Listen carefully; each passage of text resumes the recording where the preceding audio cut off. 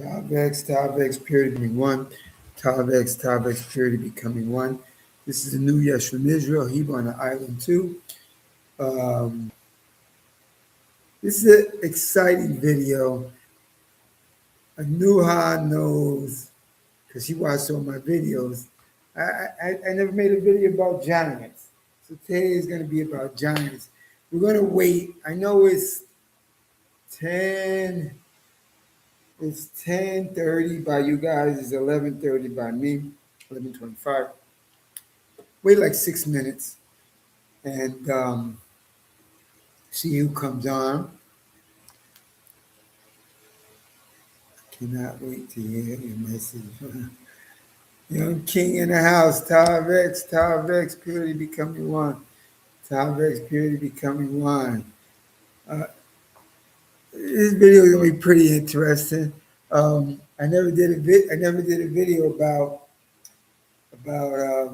giants.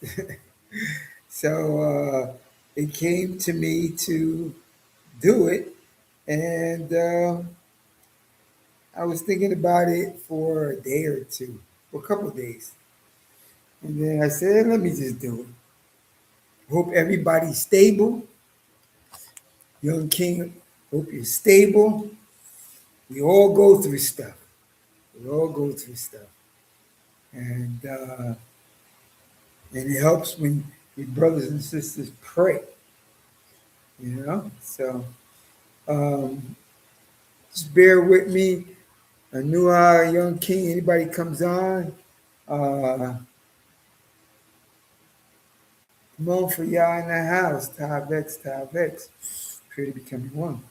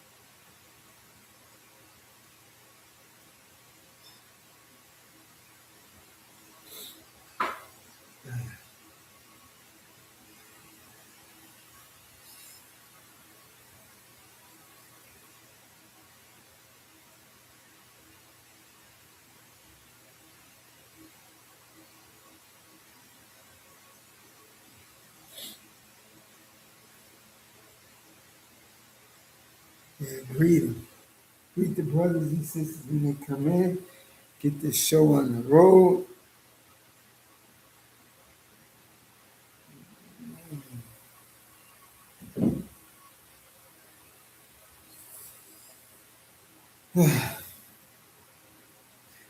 Um, it's a rather interesting video. I was thinking about doing another video. Like I wrote the titles in my notebook over there, and I was like, that's gonna take me a little bit longer. Oh, excuse me. It's gonna take me little bit longer to do. So I was like, let me do this giant. That one took me hours too, a few hours. See how I was gonna put it together. We're gonna be at 4 minutes in like 6 seconds. So we'll give 6 minutes top, not seven. We'll give 6 minutes tops. It's 4 minutes right now. 2 more minutes. We'll start with whoever's in the room. But there's usually people watching also. We'll start in 6 minutes. So let me freshen up for the 2 minutes. Somebody, I ain't gonna say a sister said, you need to stop doing stuff while you're making a video. You need to stop. You need just to get the video done. Listen, I don't got a YouTube manager supervisor saying roll, cut, take 5 minute breaks. No YouTube manager. I'm the manager, supervisor, and he brought an island too. And I want to walk away from this video to get a sip of water from my throat. Allow me to. You know who you are. You know who you are. You need to stop eating. You need to stop washing dishes. Remember, this is a new Yeshua in Israel, Hebrew and I too, I act differently. But of course, I'm respectful to the people. But you know, for a minute there, I stepped away for 1 minute. A new high and whoever's on here got my back until I return. You should want to hear the word. Let me go get a drink of water. Chill out.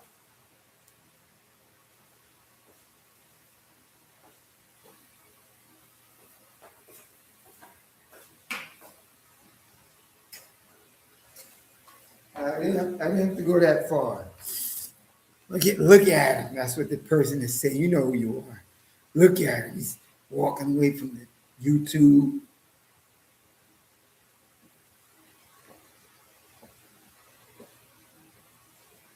He's walking away from the YouTube like he owns the place and shit and stuff. Oh, we're gonna watch a video clip. You know, after I give my. You know, I bought another computer finally. I would have showed it on there. The computer, brand new out of the box, HP. It don't turn on. Like it turns on, but the screen don't come on. And I still haven't had time. I called Amazon. They emailed me a 'cause I told them I'm not paying for shipping to ship it back to America.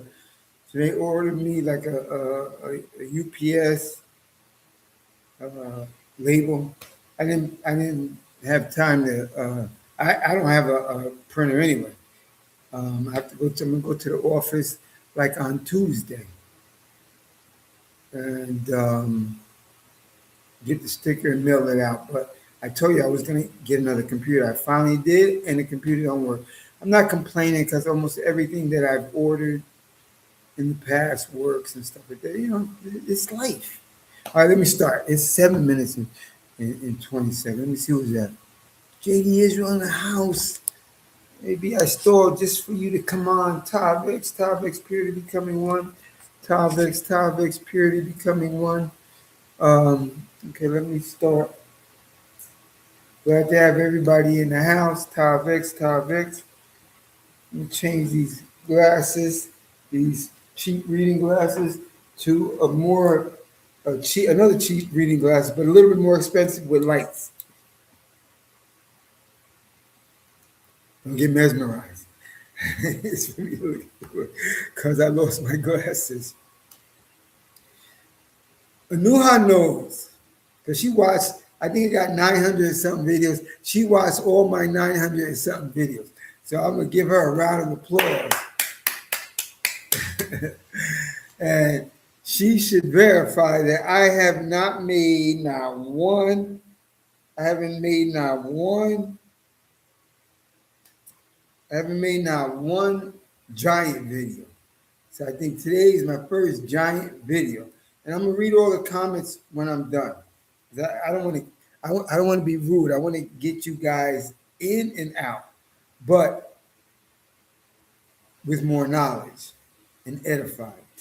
Israelite, this is giant talk tonight. King Solomon said, everything reoccurs, nothing can be added or taken away. What happened, happens. What occurred, occurs. Nothing new under the sun. Our Tanakh speaks of giants in the earth during biblical times. But non believers, atheists, may say that's just a myth, that's just fairy tales or whatever. Not here at Hebrew on the Island to the Kohelah and most of you guys, because we believe in our scriptures. But our history and law book has proven all naysayers wrong once again. Let's explore this exciting topic together. Our scriptures have noted and stated, and the real world evidence proves that there was giants back then, there was giants after biblical times, there was giants 100 years ago, and there's giants like some of them on the NBA, and there's some taller than that. that you just don't know. We just don't see. Not at the not at the height back in Bible times, because those there were tribes of giants, cities of giants. Let's go to Isaiah 34, verse 16. Isaiah 34, verse 16. Search and read it in the scroll of the Lord. Not one of these shall be absent, not one shall miss its fellow. So that's what we're going to do. We're going to read it today. We're going to prove it out of scripture, and we're going to prove it with modern day evidence. So, Israelites, our search begins here. It's going to begin in Deuteronomy. I'm going to go to Genesis too, but I'm starting my video in Deuteronomy. Deuteronomy chapter 2, verse 10, 11, and 12. Deuteronomy chapter 2, verse 10, 11, and 12. It was formerly inhabited by the Imim, Emin, the Imim, a people great and numerous, and as tall as the Anakites. Like the Anakites, they are counted as Rephaim. But the Moabites call them Emim, Emin. Similarly, Seir was formerly inhabited by the Horites, but the descendants of Esau disposed them, wiping them out and settling in their place, just as Israel did in the land. They were to possess which the Lord had given to them. See, in our Hebrew Bible, aka Tanakh, the Rephites or Rephaim describe an ancient race of giants in Canaan, from the Bronze Age to the Iron Age. And we're going to go right now to Genesis chapter 14. In the 14th year, Chedorlaomer, I'm bad with the word, but it's Chedorlaomer, and the kings who were with him came and defeated the Rephaim at Ashtaroth, Karnam, Zuchem, Ham, the Ephim at Shuk Kirtham. Forgive me for pronouncing some of those ancient names. But I want you to note, Israelite, Chedorlaomer, he's a king. Armies were powerful, and he conquered, and his army was described as being taller than the people of the lands he was conquering. Deuteronomy 2, verse 20 and 21. It too is counted as Rephaim country. It is too counted as Rephaim country. It was formerly inhabited by Rephaim, whom the Amorites called Zamzum, a people great and numerous, and as tall as the Anakites. The Lord wiped them out so that the Amorites disposed them and settled in their place. Deuteronomy chapter 3, verse 10 and 11. Deuteronomy chapter 3, verse 10 and 11. All the towns of the tableland and the whole of Gilead and Bashan, as far as Shelah and Edria, the town of Og's kingdom in Bashan. Only King Og of Bashan, who was left of the remaining Rephaim, his bedstead, like at his backboard of his bed, his bedstand, an iron bedstead is now in Rabbath of the Amorites. It is 9 cubits long and 4 cubits wide by the standard cubits. Israelites, I'm gonna translate that in feet for you. Israelite, 9 cubits long is 13.5 feet, and 4 cubits long is 6 feet wide. So this King Og was in width. Like I'm thin, but I got a six pack though. You can't see it on this shirt. He is 4 feet wide. He's 13.5 feet tall. There was giants back then in Bible times. There's giants 100 years ago. There's giants in Siberia in the logging. They were working as loggers. These giants around. You just don't see a lot of them. Like, and there's giants in the NBA, not 6'9", 7 feet, 7'3", and higher. I'm just 5'11" and a half or 5'12". Just 6 feet, barely reaching 6 feet. 6 feet short. Niggas is double me on top. Imagine looking up to him like that. Giants. Deuteronomy 3, verse 10 and 11. Deuteronomy chapter 3, verse 10 and 11. All the town, no, I read that already, sorry. Joshua chapter 17, verse 15. Joshua chapter 17, verse 15. If you are a numerous people, Joshua answered them, go up to the forest country and clear an area for yourself there in the territory of the Perizzites and the Rephaim, the giants. Joshua 18, verse 16. Joshua chapter 18, verse 16. Then the boundaries descended to the foot of the hill by the valley of Ben Hinnom at the northern end of the valley of the Rephaim, the giants. Now I'm going to talk about Goliath. I'm just listing these giants in the scripture. And I'm going to show you our scriptures prove that the giants were back then, and modern day evidence, videos and photos, I'm going to show you that there was these giants in non-biblical days, in our days, like in our century in the past century. 1 Samuel chapter 17, verse 2 and 4. 1 Samuel chapter 17, verse 2 and 4. Saul and the men of Israel massed and encamped in the valley of Elam.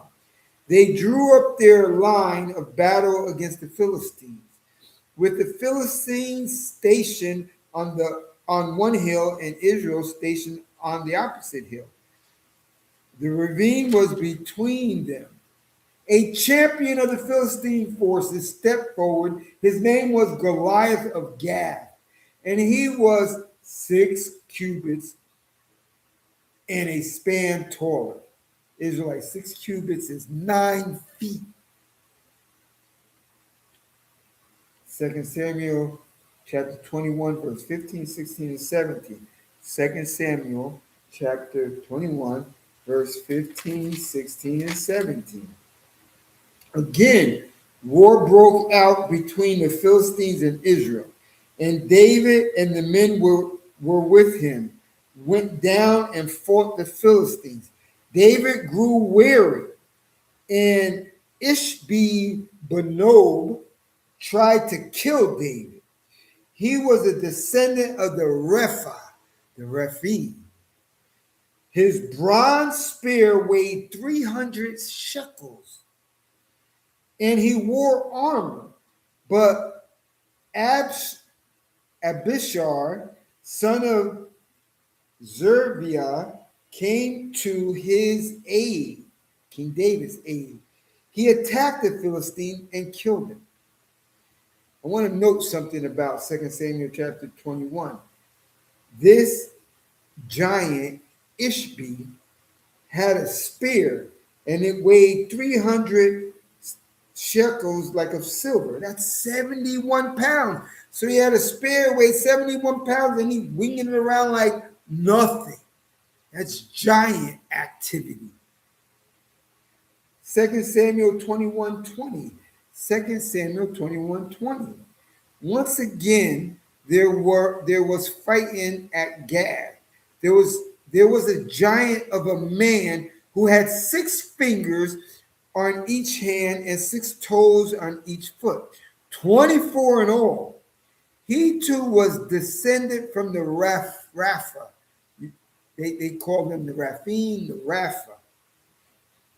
When he taunted Israel, Jonathan, the son of David's brother, Shemer, killed him. After this, fighting broke out again with the Philistines at God. That was when Shabika, I'm sorry for that, the Hushite, killed Shaph, a descendant of the Rapha. Now, one thing I was getting when I was reading all this fighting that the small Israelites like myself were fighting 9 feet, 13 feet, 17 feet guys, it was the Lord's doing that brought those giants into the hands of the Israelites to wipe them out, to kill them. Supernatural. Numbers 13, verse 28. However, the people who inhabited the country are powerful, and the cities are fortified and very large. Moreover, we saw the Anakites there. Remember, the Anakites are giants. To me, it sounds like there was Anakite type men and women all around where Israel was, and probably all around the world. The scripture is just giving you, can't tell you everything. It's giving you a little backdrop of what was going on. And by our reading, there's a lot of giants around. Deuteronomy chapter 1, verse 26 to 28. Deuteronomy chapter 1, verse 26 to 28.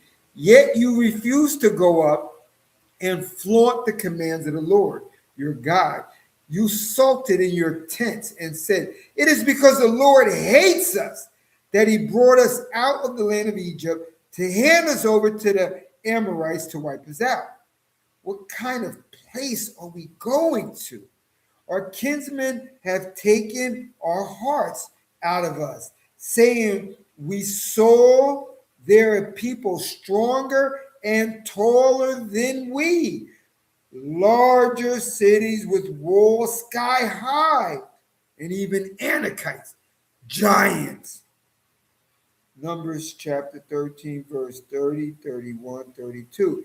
Caleb hushed the people before Moses and said, let us by all means go up, and we shall gain possession of it, for we shall surely overcome it.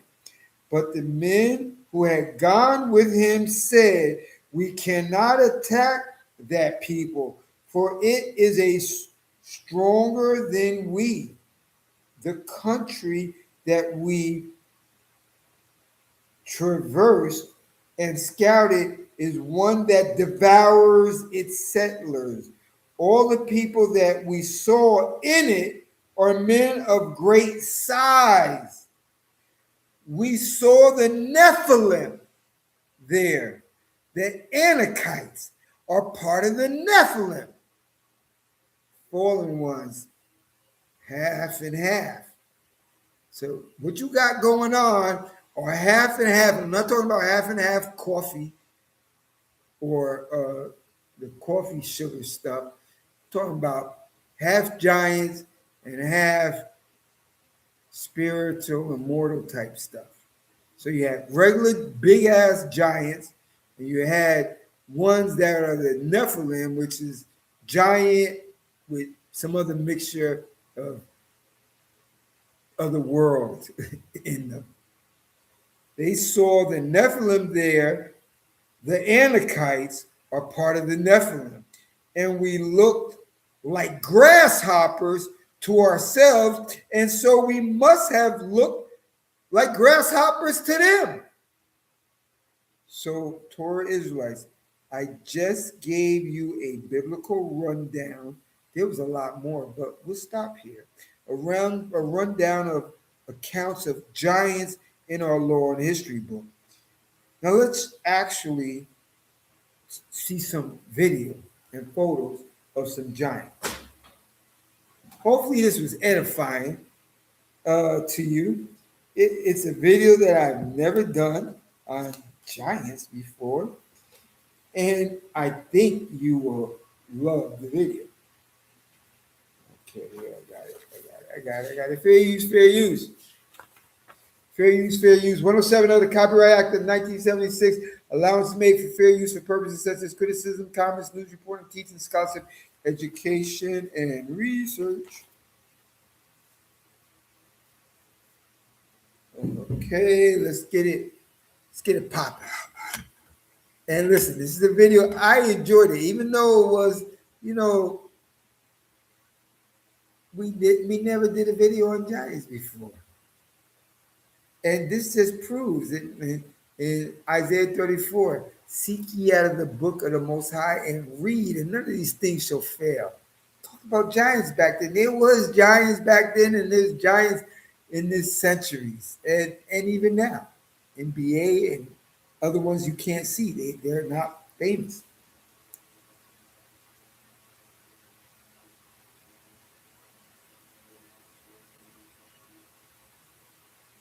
Okay. Okay, let me get this thing where it should not be flipping around and doing stupid stuff. Hold on.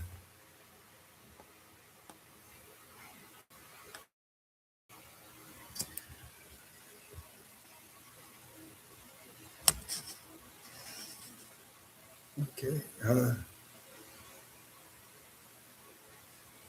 Hold on. You know, because I went over the mouse section and it took the video out because just bear with me. I don't want to. It's the it's the best I could do. Instant. The snow patterns matched. The shadows fell correctly across all figures. These images predated any sophisticated photo manipulation technology, and that's when the official explanations stopped making sense. The deeper I investigated, the more photographs emerged, glass plate negatives from Russian imperial archives, album and prints from French expeditions, gelatin silver prints showing men, mostly men, though sometimes women too, standing 9, 10, sometimes 11 feet tall in the frozen Siberian landscape. Not isolated oddities, not single medical anomalies documented for scientific curiosity. Entire groups, multiple individuals in the same frame, same work crew, same logging camp. Sometimes 3 or 4 giants among a crew of 20 normal-sized men. The Russian state archives contain dozens. The French National Library has a collection from scientific expeditions that mention them only in passing. Local workers of unusual stature then move on without investigation. Gracias por esperar. Aquí tienes tu set de sushi, ¿eh? Tú eres el jefe de Temu, ¿verdad? Con razón dicen que son unos estafadores. Bien tranquilo comiendo aquí como... Swedish logging companies that operated in the region kept meticulous records, including photographs of their work crews. And there they are. Individuals towering over their colleagues, holding the same tools, wearing the same winter gear, performing the same labor. Always the same pattern. Document, catalogue, never investigate, never ask why. Why were there so many concentrated in Siberian logging operations? Why do the photographs cluster between 1870 and 1910, then abruptly cease? Why do expedition journals describe these individuals not as curiosities but as valued workers, stronger, more capable, specifically recruited for the heaviest labor? And here's what makes it impossible to dismiss.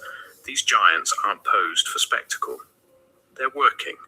Mid-task, photographs show them operating saws, moving logs, standing in work formations with their crews. The images weren't taken to showcase anomalies. They were documenting logging operations, and the giants just happened to be there. unremarkable enough that photographers saw no need to explain their presence. Once you notice it, the evidence multiplies.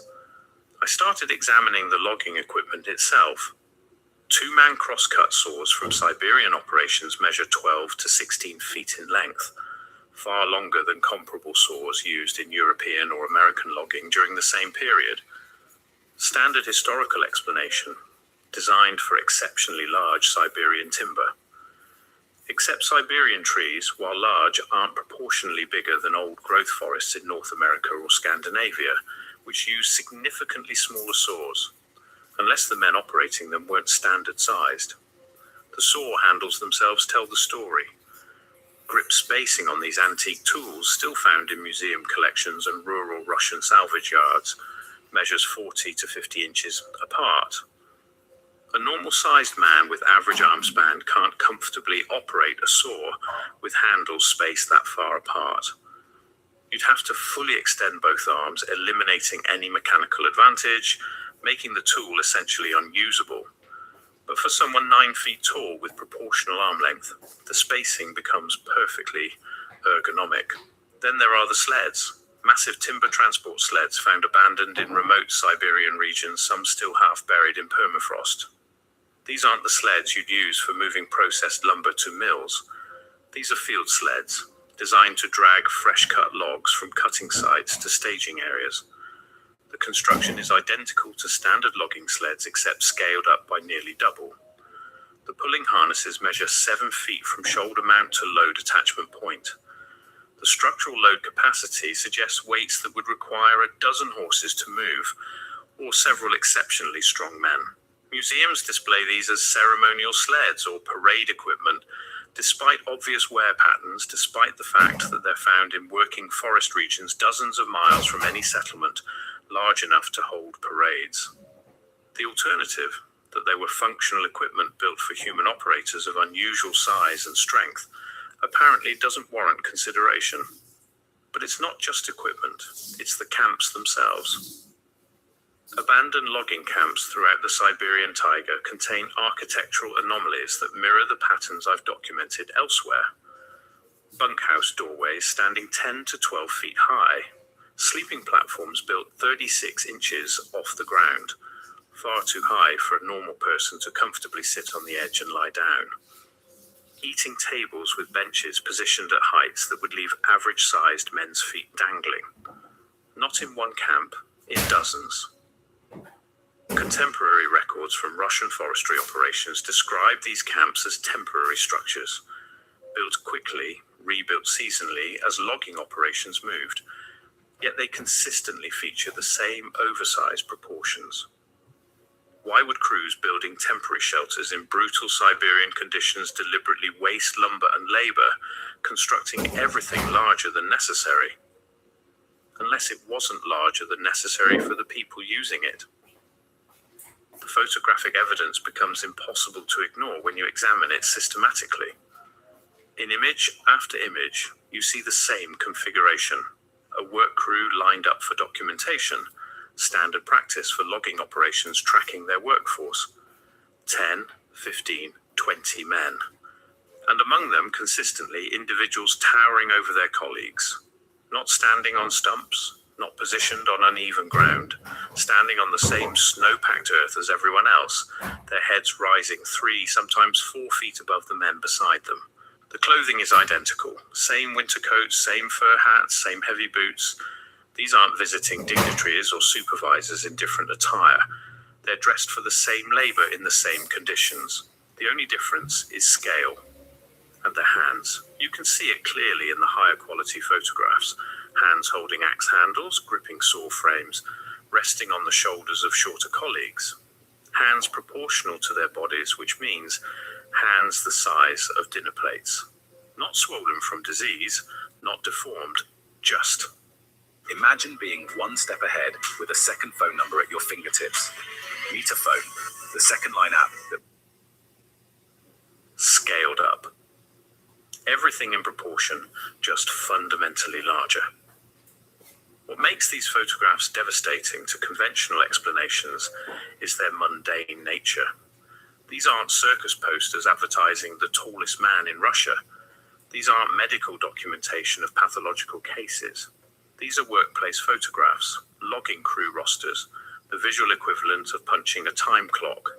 The giants are just there, part of the crew, unremarkable enough that no one bothered to note their presence in the captions, as if 9-foot-tall men in Siberian logging crews were completely normal. The French expeditions provide the most detailed documentation, precisely because they weren't looking for giants. They were surveying Siberian resources and labor practices for commercial purposes. An 1891 expedition report describes encountering a logging operation near the Yenisei River, employing what they called indigenous workers of extraordinary physical development. The account is clinical, almost dismissive.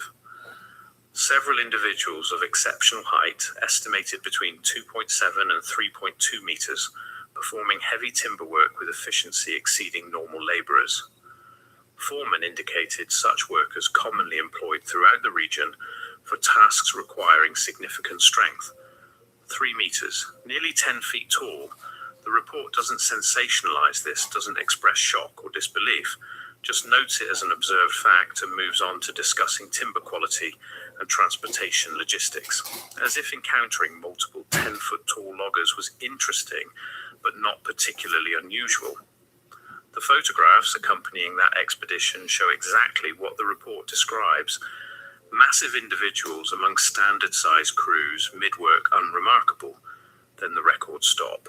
After approximately 1912, these photographs disappear from Russian archives, not gradually, abruptly. The detailed expedition reports cease. The logging company rosters that previously noted crew composition stop mentioning workers of unusual stature. The glass plate negatives that documented daily operations suddenly show only normal-sized men. What changed? Not the logging operations. Siberian timber extraction continued and expanded. Not photographic technology. Cameras became more common and accessible. Not the workers themselves. There's no evidence of mass emigration or population collapse, just the documentation. The official record simply stops acknowledging what it had previously documented without comment. And when you try to trace what happened, you hit the same wall across every archival source. The Russian Revolution provides convenient cover. Records destroyed, archives burned, institutional memory disrupted. But the pattern appears before 1917. The photographs stop appearing in French and Swedish company records by 1913. German industrial surveys of Siberian resources, which previously included photographic documentation of local labor forces, suddenly omit such images after 1911, as if someone decided these particular workers were no longer appropriate to document, as if their existence became inconvenient to acknowledge. The tools remain, though. The evidence persists in ways that can't be completely erased. Throughout Siberian Russia, antique dealers and rural salvage operations still occasionally uncover the massive implements. Axes with handles measuring 7 feet long, splitting mauls weighing 80 pounds, pike poles extended to lengths that would be completely unmanageable for normal-sized men, all showing wear patterns, all functional tools, not decorative pieces. Local historians categorize them as unclear purpose or possibly ceremonial, despite finding them in contexts that are clearly industrial, buried in old logging sites, recovered from collapsed equipment sheds, unearthed during construction projects in regions with documented timber extraction history. The alternative explanation, that these were everyday tools for workers whose size made such implements practical, remains unspoken in official documentation. Too many questions, too much disruption to establish narratives about who worked in Siberia, who built the infrastructure, who accomplished the industrial feats we've credited to standard historical actors. But the pattern extends beyond just Siberia.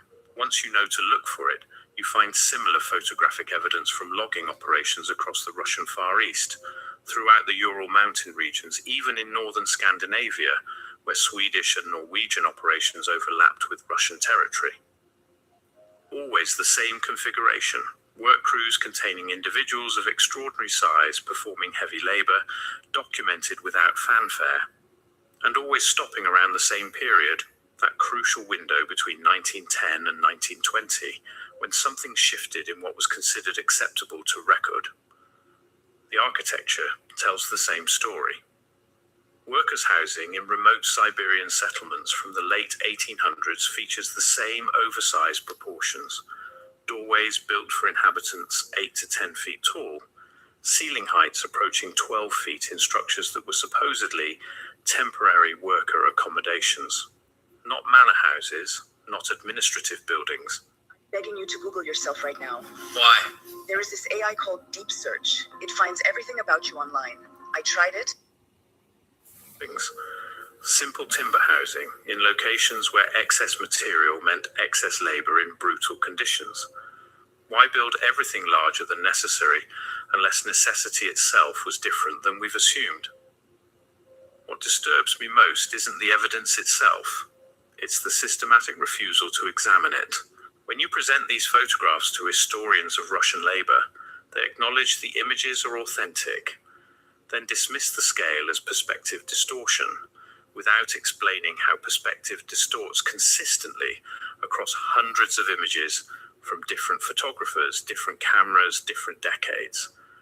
When you show the tools to museum curators, they catalogue them as unclear industrial use, rather than acknowledge the obvious implication about operator size. When you point out the architectural proportions, you're told they reflect regional building traditions, without any explanation of why such traditions would deliberately waste resources, making everything too large. It's not active denial, it's passive avoidance. Questions that simply aren't asked because asking them leads places the academic establishment isn't willing to go. But the questions remain. Why did individuals of extraordinary size concentrate in Siberian industrial operations during a specific historical period? Why were they valuable enough to employ despite, presumably, higher food requirements and specialized equipment needs?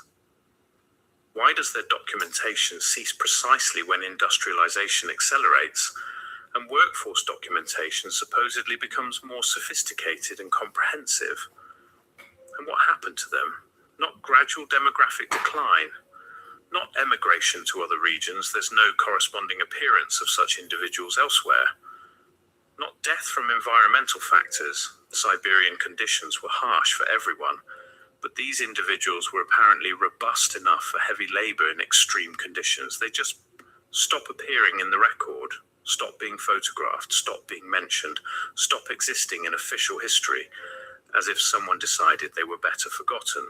I keep returning to one photograph in particular. It's dated 1907, taken near Krasnoyarsk during a French timber survey. The image shows a work crew of 10 men with a massive stack of fresh-cut logs. 9 of the men are clearly normal height. You can gauge this by comparing them to house visible in the frame. One is giant, not a tall man. Giant. He's not positioned in front or highlighted in any way. He's simply integrated into the crew, effortlessly holding a log, wearing the same gear. They're colleagues, co-workers, just people doing a job. But we've made them impossible by pretending they never existed. We've turned documented reality into forbidden speculation. We've erased individuals who were apparently unremarkable enough in their own time that photographers saw no need to explain them. And in doing so, we've lost something important. Not just knowledge of who they were, but understanding of what we've forgotten, what capabilities we've lost, what knowledge of human potential existed in recent history that we've somehow decided to ignore. The massive tools remain in salvage yards. The oversized structures still stand in remote locations. The photographs persist in archives, waiting for someone to ask why. Why were they there? Why were they forgotten? And what else have we erased from history because acknowledging it would require rewriting what we think we know about the recent past? The Siberian forest, remember, even if the history books don't.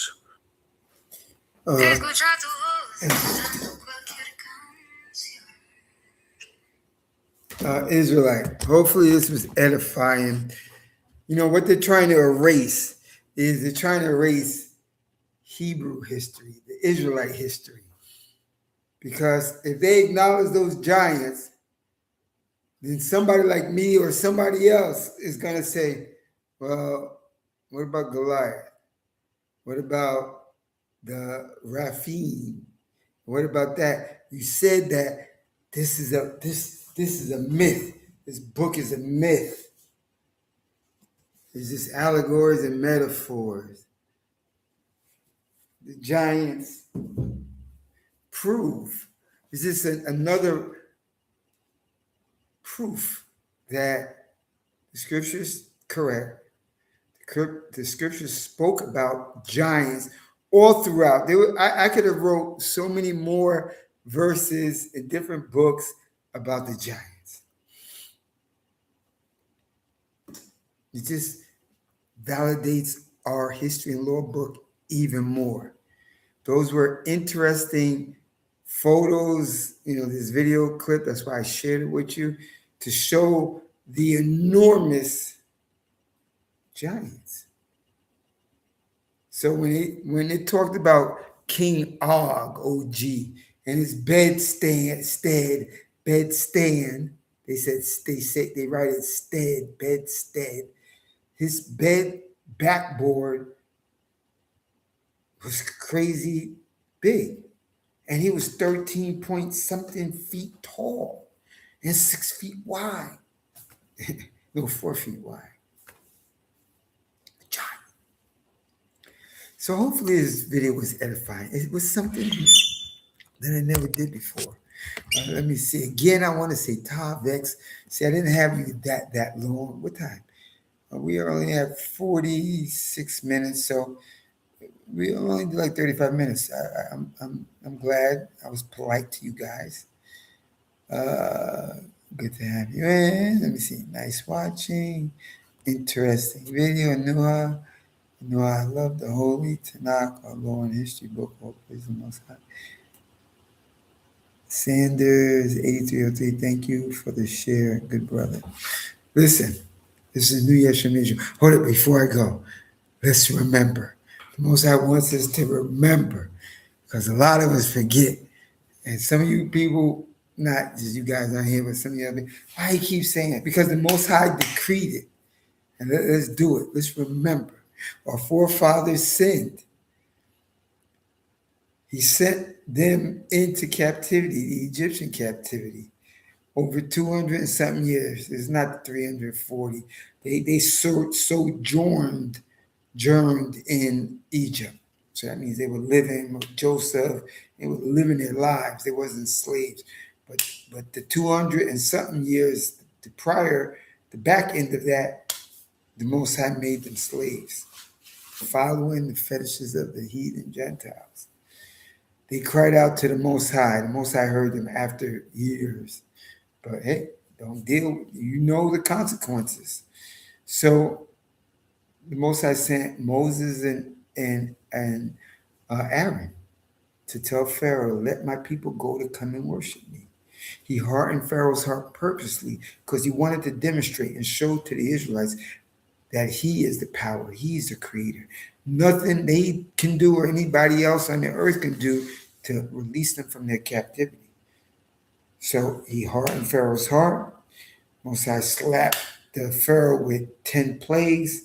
All of them were terrible, but the last one, the killing of the firstborn of the animals, that made Pharaoh army guys tell Pharaoh, let these people go. What are you going to do to us? Look what's been going on. So he says, go, leave. The Most High is gracious. He allowed the Israelites to leave with riches. He made the Egyptians give the Israelites their gold earrings and coins and rings, and they left. When they got to the Sea of Reed, they called it the Red Sea, Mosai opened it up, made dry ground in the middle so they can walk across. Mosai said, I'm going to really show that the Israelites said, I am the God. I'm God. I'm the creator. I'm the savior. I'm the redeemer. I'm the helper, the protector. He said, I'm not. Now make Pharaoh mad to go after the Israelites to try to attempt to kill them and enslave them again. Pharaoh brought his army out. When they got to the Red Sea, Israel already got to the other side. Most High collapsed the walls of the water of the Red Sea and drowned the army, left a couple to go tell Pharaoh, go tell the Egyptians that, hey, Most High killed the whole army of Egypt. Israelites saw all of this, but the majority, remember, 600 left, 600,000 left, only 70 made it in. And remember, the wisest man that ever lived, I'm a student of King Solomon. What happened happens. What occurred occurs. There's nothing new in the sun. We got the hard-headed, stiff-necked, rebellious ninjas still here today too. The majority of them. They're not going to listen. They're going to be complaining. Deuteronomy 1, Most High don't like us to complain. Sandals didn't wear out. Clothes didn't wear out. In Deuteronomy 8, he said, I made them hunger to see what was in their heart. Then I gave them manna. Complaining about eating manna every day, the Most High gave them quail. Complaining that, oh, it's better in Egypt.